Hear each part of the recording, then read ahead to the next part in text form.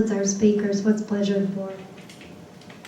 Chair, Supervisor Mellon. I move that we end the practice of allocating office expenses for charitable or outside organizations. I think it is clear this is not a good practice. The citizens don't like it. It is not transparent, and we need to stop this practice altogether. Is there a second? Madam Chair, I'll second for sake of discussion on the item to continue this discussion. I'm happy to. I do, for the record, want to make sure that this is completely discussed and that there's actions or future agenda items related to this item. I think I have the background material I need to proceed. So I'm welcoming any discussion we have about the item. Thank you. Any discussion? Madam Chair, Supervisor Elias. I've heard comments from the public, and I think you guys have made some very good, strong comments and made it clear that you're concerned that there's not complete transparency regarding this issue. And I recognize that, and I hear that, and I have great respect for that issue. And I have great respect for you all coming here and speaking to us as taxpayers about this. So, I also understand that people in my district have great needs. And the funding that we've done with nonprofits has gone to human service providers who have provided a return to the public in what they've offered folks. And I have not been funding advocacy organizations that just sit around and play office. So there is a significant difference in that.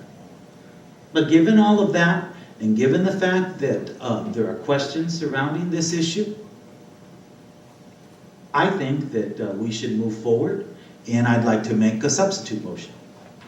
Proceed.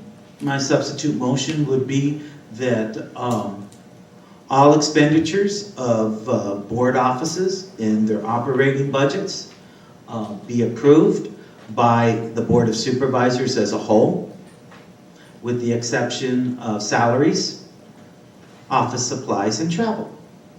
So that there will be the light of day on every single expenditure that's made, and the public will have a chance to comment on that, and all of us would have the opportunity to vote on it in public. And I would instruct Mr. Huckleberry and his staff to come forward with a cogent written policy in regards to this by probably the second meeting in December, so they have some time to work on it because it's fairly complicated. And until that time, if any questions come up regarding office spending, let's put them on the agenda and vote for them right in front of God and everybody, so that the public has complete knowledge and there's complete transparency up until that time, even while that policy is being written, because I think it's time for us to put this question to bed. Because I don't believe we've broken any laws, I don't believe we've done anything immoral, but what we need to do is make sure that the public has the right to know, and I certainly understand that. So that's my motion. Is there a second? Supervisor Carroll. I'll ask. I need a second. I'll ask if possible. I'd like to second that motion and continue the discussion on the vein of transparency. I do believe that if you look at, for example, my office budget, I'd like to ask if I could have a moment to ask the motion maker, as long as I've seconded this. Basically, when you look at most office budgets and you break them down into simple pie charts, so even anybody could look at the breakdown and realize there's a lot of obvious personnel services. That's your salaries and benefits, etc. Supplies and services, you're talking about office supplies and computers and IT, etc., I imagine. Travel includes your motor pool. There's really only 3 categories that you've outlined to be direct spending by the supervisor, and everything else is to be put in front of the agenda. If you want to take your staff out to breakfast at the Ritz-Carlton, put it on the agenda. Let me ask you this, Supervisor. Let's say that out of a budget let's say that out of your budget, you have, say 16, 15, 20%, which is surplus or which has not been spent. You then also have your choice to return that to the general fund at the end of the year, as I've done over the years. Of course, all of Yes, us we all have returned have. amounts. Yeah. All of us have done that. Pardon me, I appreciate that, but I was speaking directly about my office that I've charted out here. I don't see that that's a problem for us in District 4. This way, if I have an expected expense, travel related for one of my board appointments, either CSA or NACO, I would put it up front on the agenda, even though it's not required by your motion. I would still go even further. That would be your prerogative, sir. Okay, but I also want to mention that if I did have something that were to be funded in any of the other categories, you could guarantee that I could get it on a Thursday, the agenda, and probably if it was that short of a fuse, I could have it approved by Tuesday. Point of order, Madam Chair, I think we're getting way off topic here. We're No. talking No. about discretionary spending I'm for just donations. asking the maker of the motion to clarify what his intention is, because it's pretty. Well, on the fundamental. agenda, it's listed as operating expenses. These are all operating expenses. I have I thought, reasonable questions. Your categories again, Mr. Elias, personnel services being everything related to Salaries, salaries and benefits. benefits. My supplies for office as well as my TI supplies, or IT supplies. And I guess travel and motor pool would be the round out of the three major expense categories that we have. And even though you say those could be excluded from the report, I wouldn't mind those being included. I wouldn't really either. don't. So- I wouldn't either, but considering the fact that those are typical. Well, those, and they're ongoing and they're repetitive, and I understand why you are excluding those. They're ordinary expenses. Ordinary reoccurring So anything out of expenses. the ordinary, And the fact we vote on in is, this and room. the fact is, they're already available online. Anybody can view our budget. This is already there. absolutely. I So, like the fact that it would be on the agenda and would have to be voted on by the board, and therefore, if there was someone that wished to pull an item off, whether it's on a consent calendar for supervisor spending report, they can do so and question whether it was any Absolutely. of the items that I might have disagreed with or agreed with. You're ready for that, I guess. Absolutely, sir. Thank you. Supervisor Valdez. Madam Chair, and I have this question of the maker of the motion. Obviously, we're talking right now about operating expenditures of, well, it's allocation of office operating expenditures. But my question is the following. If we're talking about our budgets, obviously we have budgetary authority for the entire county. Are we including all other elected officials of the county? I think that that's something we can work out when we create that policy that's in writing.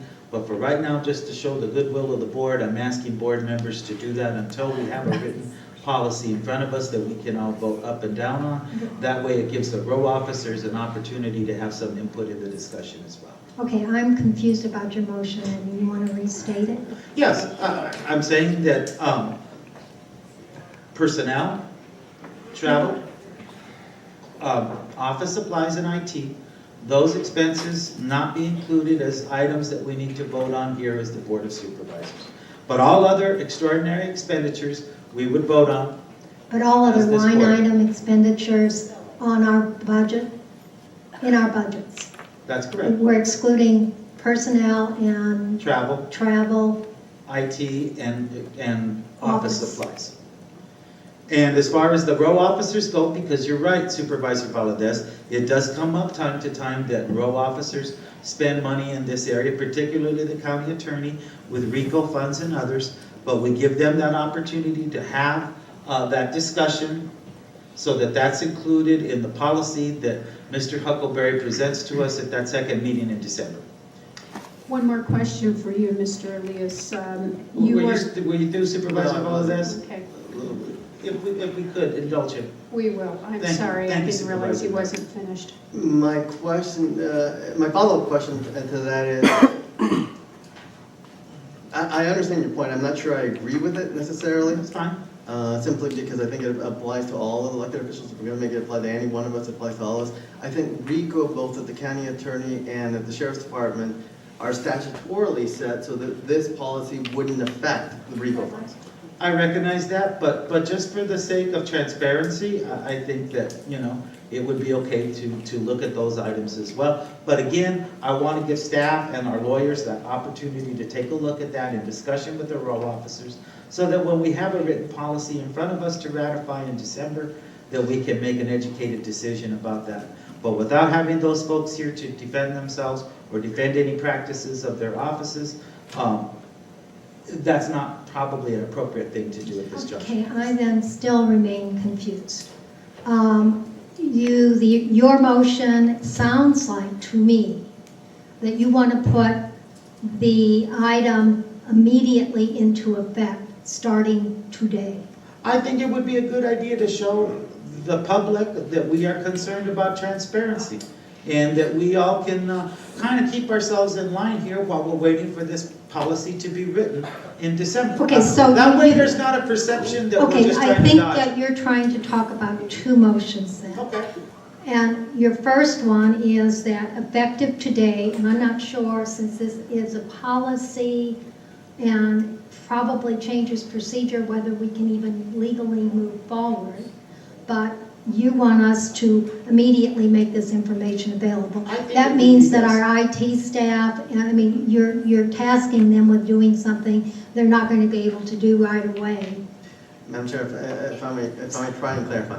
I believe that what Supervisor Elias is doing is he's saying from this point forward, an expense out of our office budget that is other than personnel, travel, or office supplies has to become an agenda item until such time as a follow-up policy is developed. Effective today, not retroactively. Okay, is that That's your correct. motion? That's Okay. correct. Madam Chair? Then, and we have a second, then let me ask Chris, can we do this now without, Madam Chair, members of the board, I see no impediment to that Okay. unless, I'm trying to envision what all, certainly to the extent it includes a specific issue, that's not a problem. I'm not aware of any other issue, but maybe Mr. Huckleberry. because is a practical we're not matter. talking about an ordinance, is that right? We're talking That's about correct. policy. What we're doing is we're talking about how the board allocates its budgets, and that's perfectly permissible. Okay, Mr. Huckleberry. Yes. Oh, okay, let Mr. Huckleberry was going to respond. Why not? And then we'll- Make me we'll go come back. last, Sharon. Go ahead. All I was going to point out, fairly easy to do. All of your budgets, your office budgets are published and online anyway in the adopted Exactly. budget. All we'll simply do is take and highlight those areas like travel, office supplies, and we can highlight that right on your budget page and say, those are exempt, everything else is subject to the policy you're going to adopt. Okay, got it. Supervisor Miller. So my understanding, according to Supervisor Elias's motion, is that these expenditures for allocating of office expenses to outside organizations and nonprofits is going to continue to be allowed, but you're going to have it come before the board for a vote. Yes.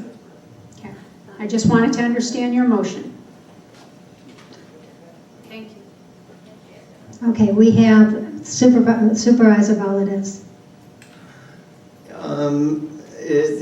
Madam Chair, I assume you will allow a motion after this, whatever the outcome is of this? Because we still have to really talk about the policy Going forward. going forward. Okay. Okay. Indeed. So why don't we do a roll call vote on that particular motion? On the substitute motion. Supervisor Carroll. Supervisor Elias.